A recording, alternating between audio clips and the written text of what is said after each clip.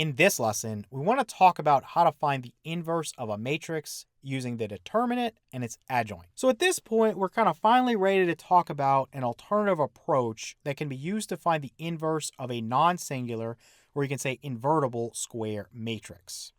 So let's suppose we have our matrix A, and it's an n by n. Again, that just tells you have a square matrix, same number of rows as columns. Invertible matrix. Again, invertible or non-singular just means that you can find an inverse, okay? If you can't find an inverse, that's a singular matrix. So if this is true, then A inverse can be found using this formula. So we say that it's 1 over the determinant of A times the adjoint of A. Now, we already know how to find the determinant. If you didn't watch kind of the last two lessons, okay, you probably don't know what the adjoint of A is, but I'm going to cover that again here, okay? I'm not going to cover it in as much detail, but we're going to go through it really quickly.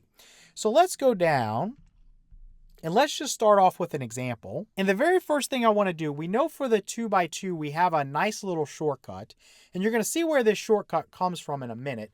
But for now, let's just use the shortcut. So we know that if I generically define A to be equal to, let's just say it's A, B, C, and D, then A inverse is found as what? It's equal to 1 over the determinant of A times, what you do is you take A and D, these guys along the main diagonal, and you swap them. So D goes up here. Let me change colors real quick. D goes up here, and A goes down here. And then these other guys, the B and the C, you just change the sign. So this becomes negative B and negative C, okay? So following this format, if I want A inverse really quickly, what I can do is I can say it's 1 over the determinant of A. Now, let's just stop and get that for a minute. It would be what? It would be 0 times 3, which is 0, minus, you'd have 1 times negative 1, which is negative 1. Be careful there, it's minus a negative 1, so that's plus 1. So the determinant is 1. So 1 over 1 is just 1. So you can just get rid of that. You don't even need it. So really all I need to work on is this part of the formula. And again, what do I want to do? I want to swap A and D. So I want to swap this one and this one. So 3 goes up here, 0 goes down here. And then these two, I want to make them into their opposite. So negative 1 and positive 1. So this is the inverse of A. We already know how to do that. It's really easy and cool. But where did it come from?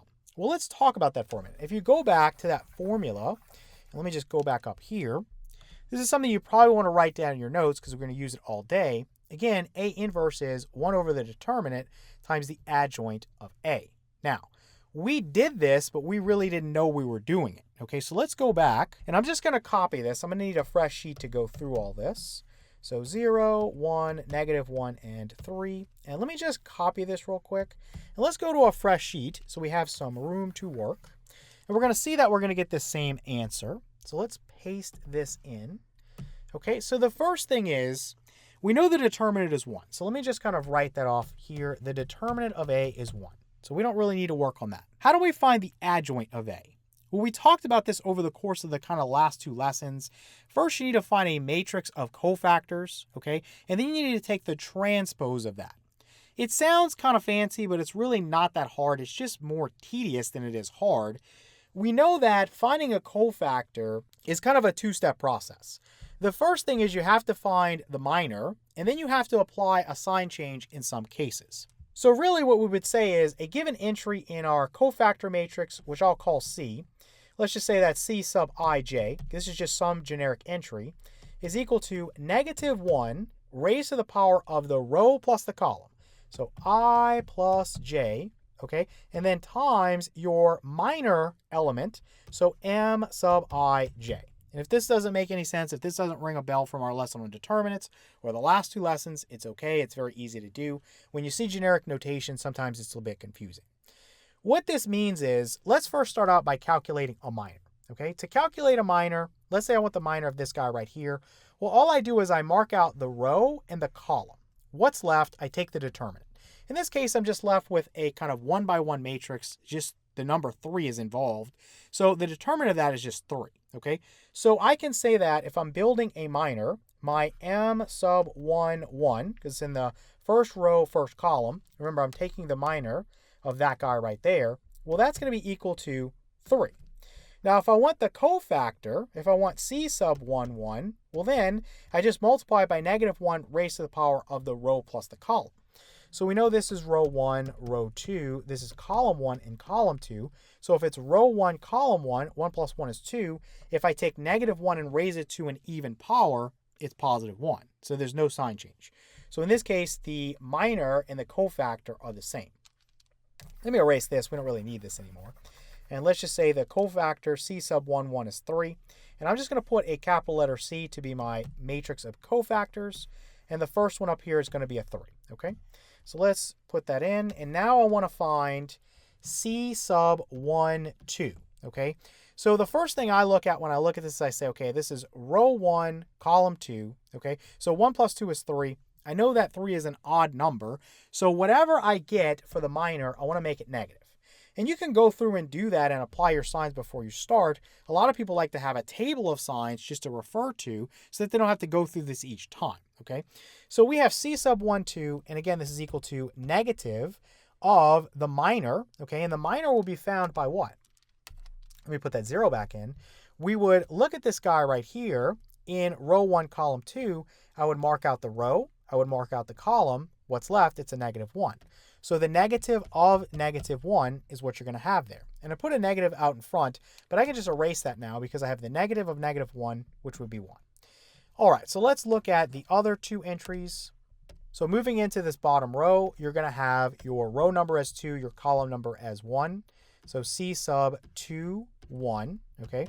And so 2 plus 1 is 3. That's an odd number, so we know this is going to be negative. And again, if I mark out the column in the row, what's left, it's the number 1, okay? So it's just -1 there.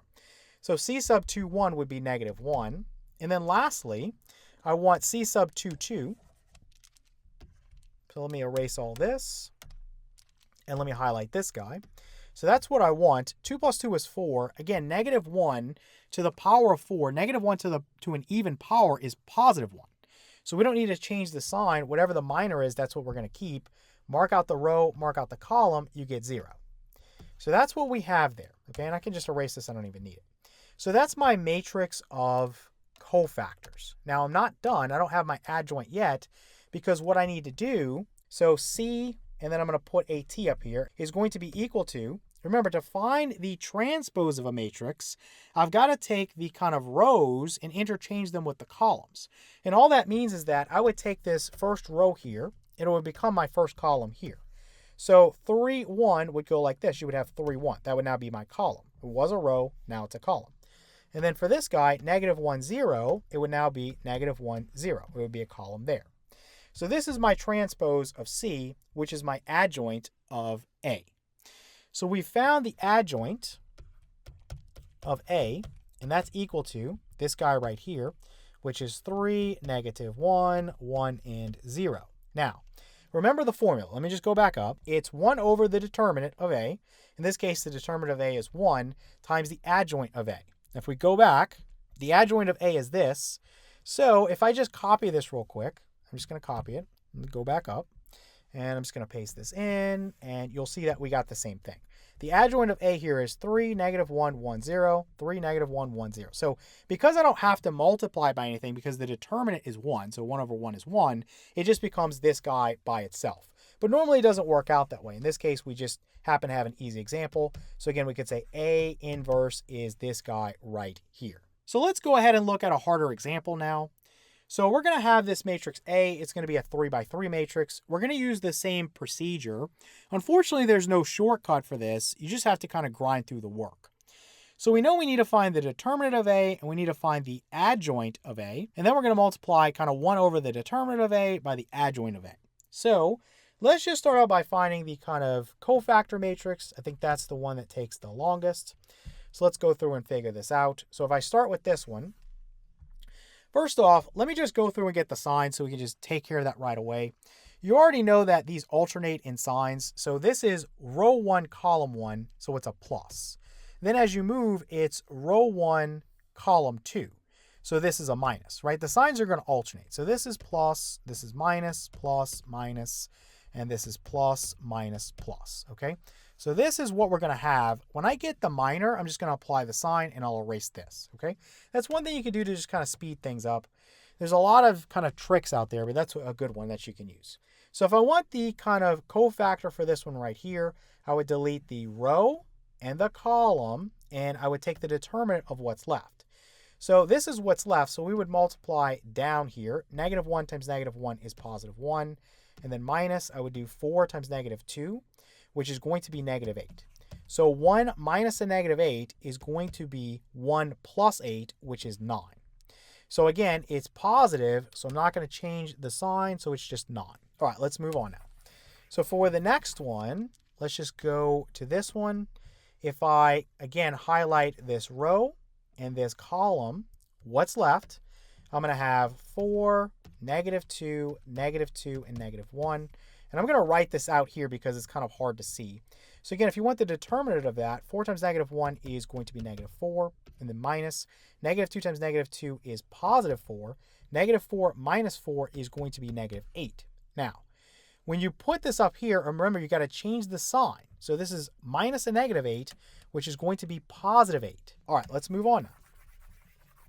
So the next one is this guy right here. Again, delete the column and the row. What am I left with? I want the determinant of this. 4 times 4 is 16, minus -1 times -2 is +2. 16 minus 2 is 14.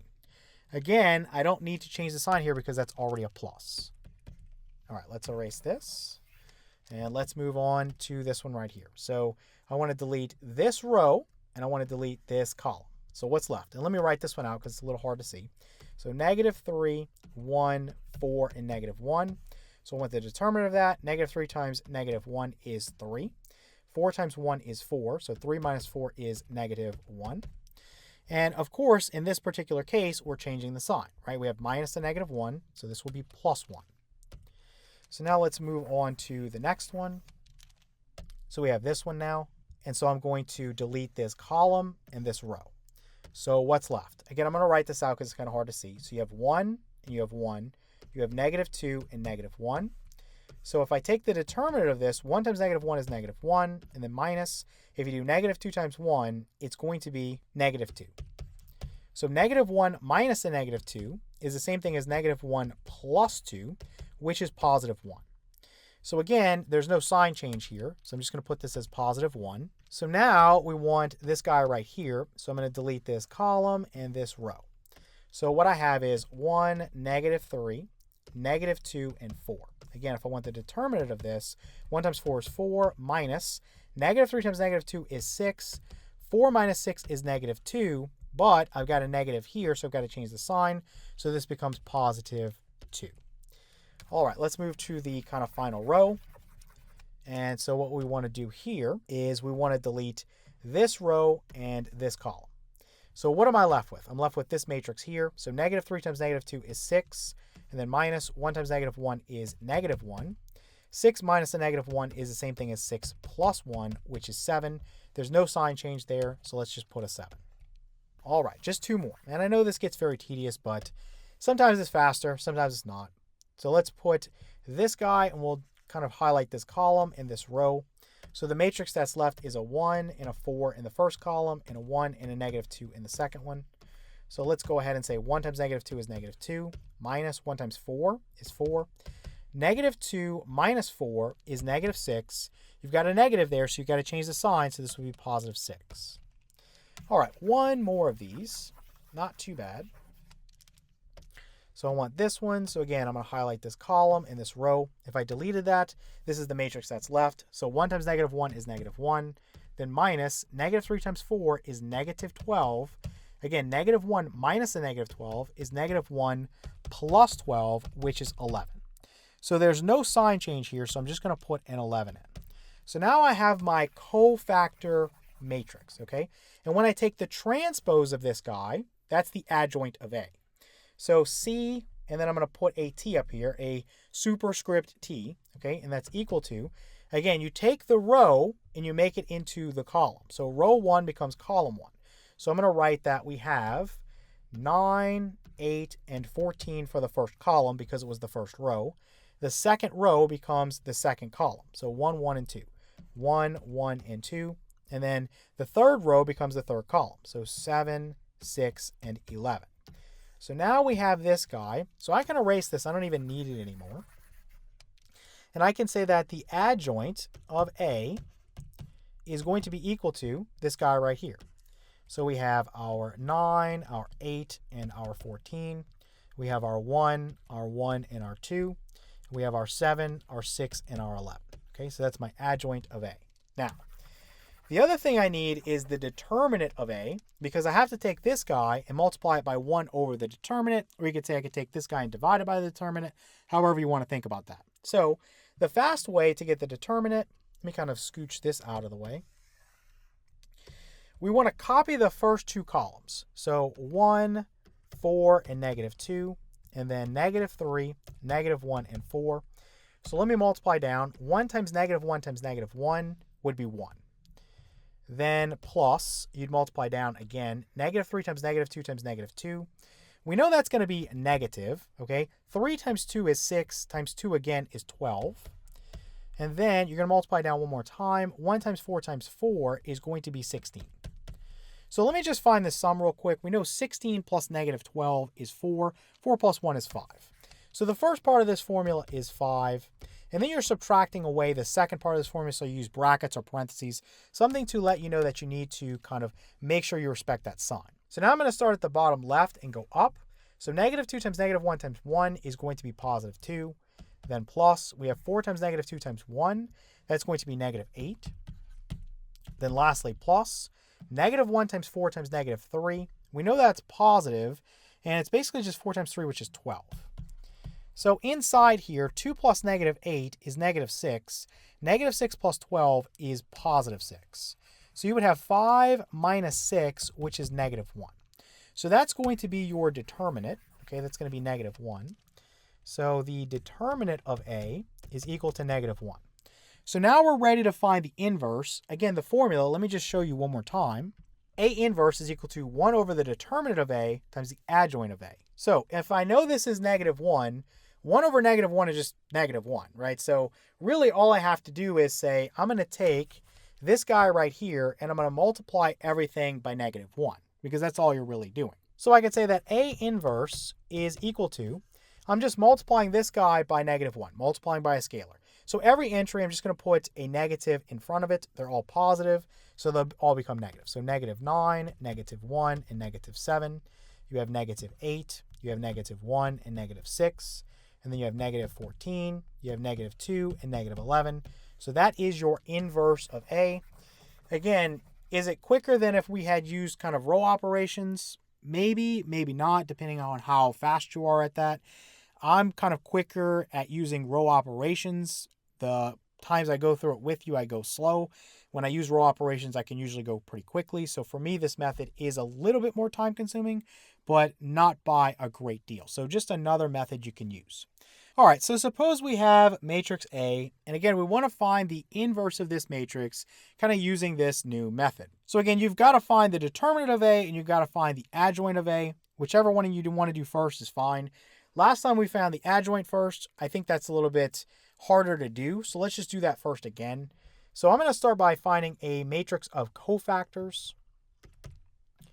So again, the signs, if you think about it, they start out in this one as positive, right? Because it would be -1 raised to the power of, you have row 1, column 1. 1 plus 1 is 2, that's even. Then it alternates. So this would be minus, this would be plus, this would be minus, this would be plus, this would be minus, this would be plus, minus, plus.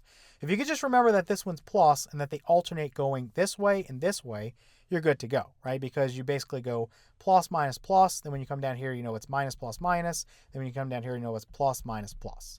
Again, it's not hard to do because you're just looking at the row number and the column number. You sum those numbers, okay? And if that result is even, it's going to be a plus because -1 to an even power is going to give you a +1. If that result is kind of odd, then we know it's going to be negative or a -1 because -1 to an odd power is -1.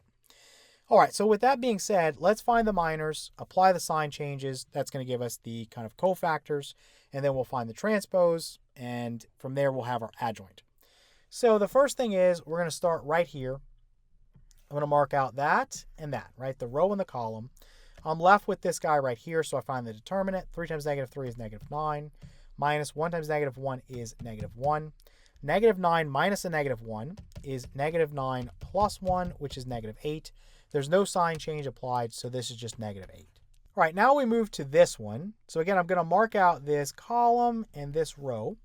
And what's left? And you can write this one out because these are kind of hard to see. So 0, 4, 1, and negative 3. If I want the determinant of this, 0 times negative 3 is 0. Then minus 1 times 4 is 4. 0 minus 4 is negative 4. There's a sign change there because there's a negative. So let's just say this is positive 4. Okay, so let's go ahead and go to the next one now. So again, if I go on this one, I'm marking out this column. I'm marking out this row. So what's left is this guy right here. 0 times negative 1 is obviously 0. Then minus 3 times 4 is 12. So this is negative 12. There's no sign change. So negative 12.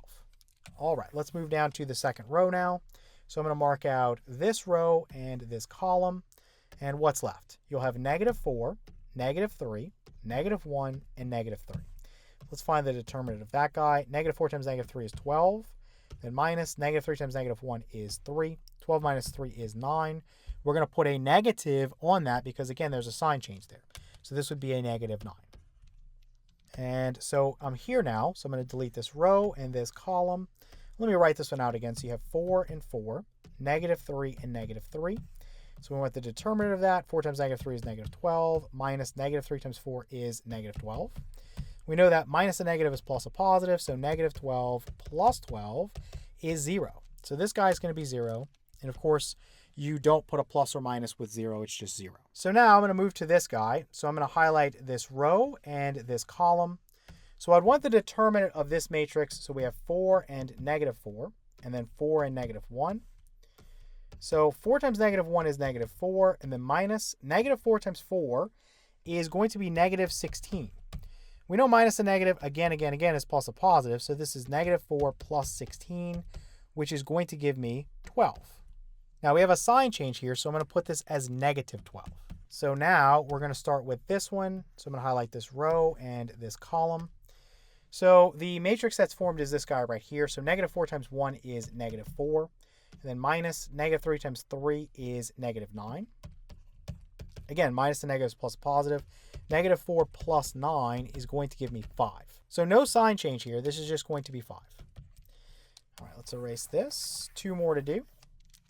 So now I have this guy right here. So I'm going to highlight this column and this row. And what do we see? We see that we would have 4 and 0, and then negative 3 and 1. So if I take the determinant of this guy, 4 times 1 is 4, then minus negative 3 times 0 is 0. So this is just 4. But then I want to apply that sign change, so this is going to be negative 4. All right, then lastly, let me kind of erase this. We have this guy right here, so it's this column and this row that I'm going to block out.